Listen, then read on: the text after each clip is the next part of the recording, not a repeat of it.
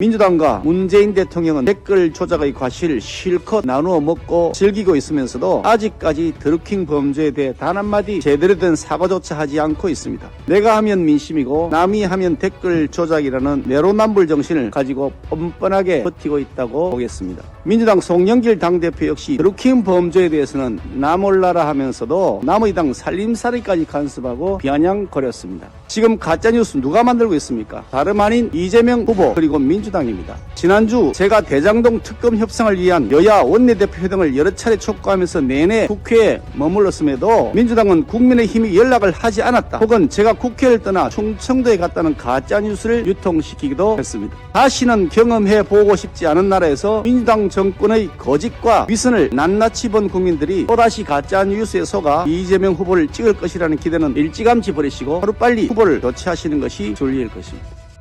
민주당 이재명 후보가 자신의 지지자들에게 카카오톡, 텔레그램방, 댓글, 커뮤니티에서 열심히 상대 후보의 잘못을 알리고 왜곡된 정보를 고치자고 했습니다.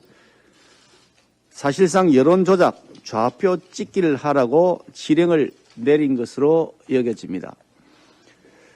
2017년 대선 당시에 문재인 후보의 최측근인 김경수 수행실장은 드루킹 일당과 공모하여 8만 개 이르는 기사의 118만 개 댓글을 조작한 혐의로 징역 2년형을 선고받고 복역 중입니다. 민주당의 후예답게 2017년 드루킹의 추억이 새삼 떠오르는 것인지 모르겠으나 댓글 등을 통한 여론조작은 엄연한 범죄 행위입니다. 민주당과 문재인 대통령은 댓글 조작의 과실을 실컷 나누어 먹고 즐기고 있으면서도 아직까지 드루킹 범죄에 대해 단 한마디 제대로 된 사과조차 하지 않고 있습니다. 내가 하면 민심이고 남이 하면 댓글 조작이라는 내로남불 정신을 가지고 뻔뻔하게 버티고 있다고 보겠습니다.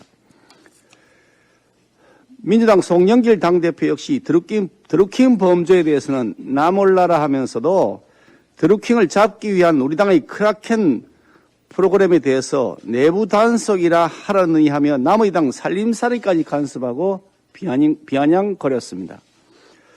집권 여당의 대표의 언사가 그 정도 수준이니 대선 후보도 전과 사범에다가 음주운전이 초보 운전보다 낫다는 발언에도 모자라서 솔직히 부산 재미없다며 부산 지역을 비하하는 저급한 인식 수준의 역대급 함량 미달 후보를 뽑은 것이 아닐까 싶습니다.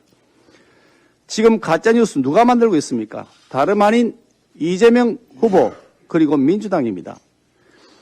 민주당은 이재명 후보 부인 병원 이송 당시 구급대원이 상부에 보고하지 않은 일로 질책받았다는 언론 보도에 대해서 가짜뉴스 딱지를 붙였지만 나중에 진짜로 밝혀졌습니다.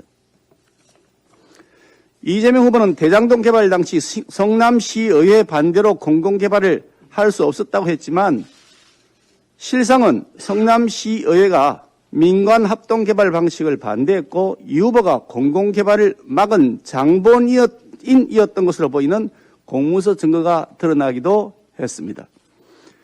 지난주 제가 대장동 특검 협상을 위한 여야 원내대표 회동을 여러 차례 촉구하면서 내내 국회에 머물렀음에도 민주당은 국민의힘이 연락을 하지 않았다, 혹은 제가 국회를 떠나 충청도에 갔다는 가짜뉴스를 유통시키기도 했습니다. 가짜뉴스 생산에도 모자라서 심지어 민주당의 대선 후보가 앞장서서 여론조작 지시를 하더라도 그러나 이제 현명한 우리 국민들은 더 이상 속지 않을 것입니다. 지난 5년 다시는 경험해보고 싶지 않은 나라에서 민주당 정권의 거짓과 위선을 낱낱이 본 국민들이 또다시 가짜뉴스에 속아 이재명 후보를 찍을 것이라는 기대는 일찌감치 버리시고 하루빨리 후보를 교체하시는 것이 순리일 것입니다.